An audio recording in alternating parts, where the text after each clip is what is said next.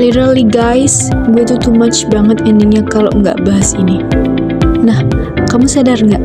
Aku baru aja pakai code mixing. Ini bukan cuma tren, tapi sudah jadi kebiasaan kita sehari-hari. Nah, pada tugas bahasa Indonesia kali ini, aku mau ajak kamu fokus pada satu isu, yaitu pencampuran bahasa atau code mixing yang berlebihan. Kenapa kita sering melakukannya? Apa bahayanya? Dan bagaimana cara kita mengatasi hal tersebut?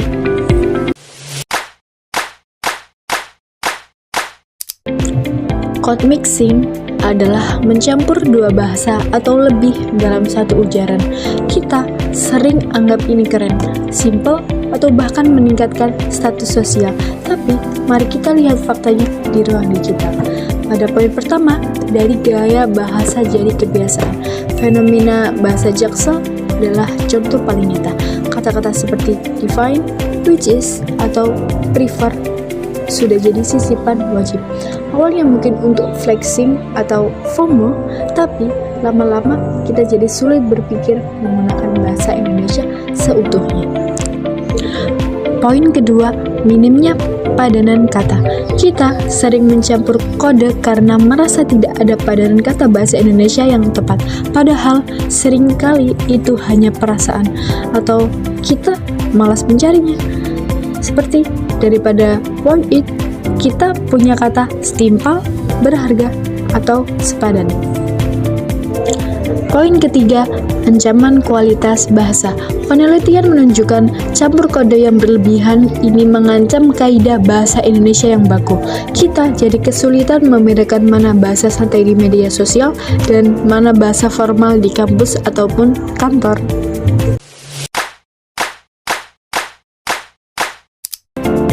Lalu, apa dampak serius dari code mixing yang kebablasan ini?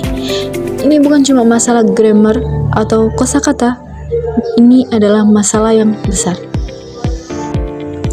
Pertama, mereduksi identitas linguistik kita. Bahasa Indonesia adalah simbol pemersatu dan identitas. Jika kita terus-menerus mereduksinya dengan bahasa lain, itu sama aja dengan mengurangi kebanggaan kita pada identitas kita sendiri. Kedua, menurunkan kualitas komunikasi formal. Kebiasaan code mixing dapat terbawa ke ranah akademik atau profesional. Ketika kamu menulis laporan, skripsi, atau email bisnis, kamu bisa kesulitan menyusun kalimat baku, jelas, dan lugas. Bahasa baku adalah kunci kredibilitas dan profesionalisme. Ketiga, membatasi audiens konten. Konten digital seharusnya bisa menjangkau semua orang di Indonesia. Jika kita terlalu banyak menggunakan istilah asing yang tidak semua orang mengerti, kita secara tidak langsung membatasi siapa aja yang bisa menikmati dan memahami pesan yang kita sampaikan melalui konten kita. Kita tidak perlu anti bahasa Inggris, kita perlu kesadaran berbahasa yang baik dan benar.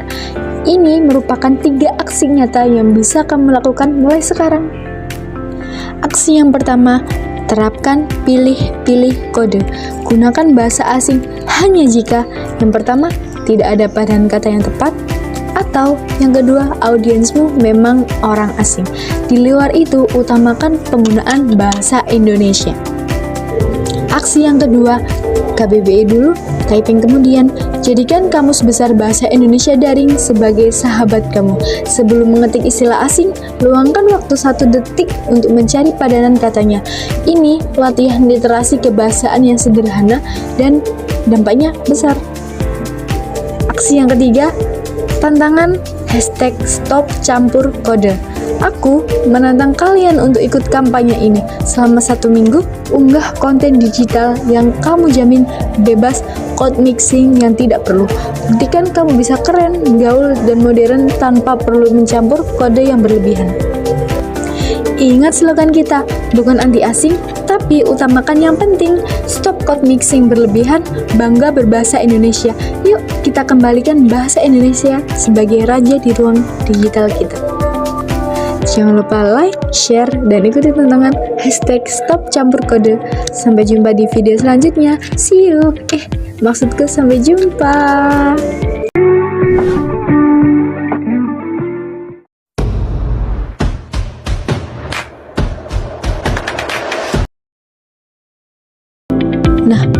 sadar nggak? Aku baru aja pakai code mixing. Kamu menyadari bahwa aku baru saja menggunakan pencampuran kode? Kita sering anggap ini keren, simple, atau bahkan meningkatkan status sosial. Tapi, mari kita lihat faktanya di ruang digital. Kita sering menganggapnya keren, sederhana, atau bahkan meningkatkan status sosial. Namun, mari kita analisis fakta-fakta yang terjadi di ruang digital. Awalnya mungkin untuk flexing atau FOMO, tapi lama-lama kita jadi sulit berpikir menggunakan bahasa Indonesia seutuhnya. Awalnya mungkin untuk menunjukkan kekinian, namun secara bertahap kita menjadi sulit memproduksi kalimat yang utuh menggunakan bahasa Indonesia. Padahal seringkali itu hanya perasaan atau kita malas mencarinya. Padahal masalah utamanya adalah kemalasan mencari padanan yang sudah tersedia. Ini bukan cuma masalah grammar atau kosakata, ini adalah masalah yang besar. Lalu, apa dampak serius dari pencampuran kode yang tidak terkontrol ini? Ini bukan hanya masalah tata bahasa. Itu sama aja dengan mengurangi kebanggaan kita pada identitas kita sendiri. Hal ini sama saja dengan mengurangi kebanggaan terhadap identitas diri sendiri. Kebiasaan code mixing dapat terbawa ke ranah akademik atau profesional. Ketika kamu menulis laporan, skripsi, atau email bisnis, kamu bisa kesulitan menyusun kalimat baku, jelas, dan lugas. Kebiasaan pencampuran kode dapat terbawa ke ranah akademik atau profesional. Ketika kamu menulis laporan, skripsi, atau email bisnis, kamu akan kesulitan menyusun kalimat yang baku, jelas, dan lugas. Kita secara tidak langsung membatasi siapa aja yang bisa menikmati dan memahami pesan yang kita sampaikan melalui konten kita. Kita secara tidak langsung membatasi siapa saja yang dapat mengerti pesan yang kita sampaikan. Aksi yang kedua, KBBI dulu, typing kemudian. Jadikan Kamus Besar Bahasa Indonesia Daring sebagai sahabat kamu. Sebelum mengetik istilah asing, luangkan waktu 1 detik untuk mencari padanan katanya. Ini latihan literasi kebahasaan yang sederhana dan dampaknya besar. Jadikan Kamus Besar Bahasa Indonesia Daring sebagai referensi utama kamu. Sebelum mengetik istilah asing, luangkan waktu singkat untuk mencari padanan katanya. Ini adalah latihan literasi kebahasaan yang sederhana dan berdampak besar. Unggah konten digital yang kamu jamin bebas code mixing yang tidak perlu. Buktikan kamu bisa keren, gaul, dan modern tanpa perlu mencampur kode yang berlebihan. Unggah konten digital yang bebas dari pencampuran kode yang tidak perlu. Buktikan kamu mampu berkomunikasi secara keren tanpa perlu mencampur kode yang berlebihan. Ingat slogan kita, bukan anti asing, tapi utamakan yang penting. Stop code mixing berlebihan, bangga berbahasa Indonesia. Yuk kita kembalikan bahasa Indonesia sebagai raja di ruang digital kita. Jangan lupa like, share, dan ikuti tantangan #StopCampurKode. Sampai jumpa di video selanjutnya. See you. Maksudku sampai jumpa. Ingat slogan kita, bukan anti asing, tetapi utamakan bahasa yang kredibel. Hentikan pencampuran kode yang berlebihan, bangga berbahasa Indonesia. Mari kita kembalikan bahasa Indonesia sebagai bahasa utama di ruang digital kita. Jangan lupa berikan tanggapan dan ikuti tantangan #StopCampurKode. Sampai jumpa di video selanjutnya. Dari hasil kampanye yang aku unggah di sosial media, aku memperoleh penonton yaitu 130 dengan jumlah suka 12, tapi jumlah komentar, jumlah disimpan, dan juga jumlah dibagikannya 0. dapat dianalisis bahwa dampak langsung terhadap perubahan perilaku berbahasa masyarakat masih minimal.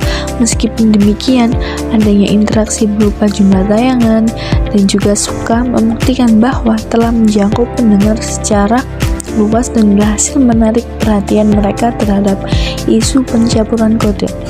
Keterbatasan komentar menandakan bahwa respon masyarakat bersifat pasif. Melalui kegiatan ini, disadari bahwa membangun kesadaran berbahasa Indonesia bukanlah proses yang instan, melainkan menuntut keberlanjutan dan konsistensi. Meskipun sederhana, kampanye ini memberikan pengalaman berharga tentang pentingnya menjaga etika berbahasa sebagai cermin sikap dan karakter di ruang digital.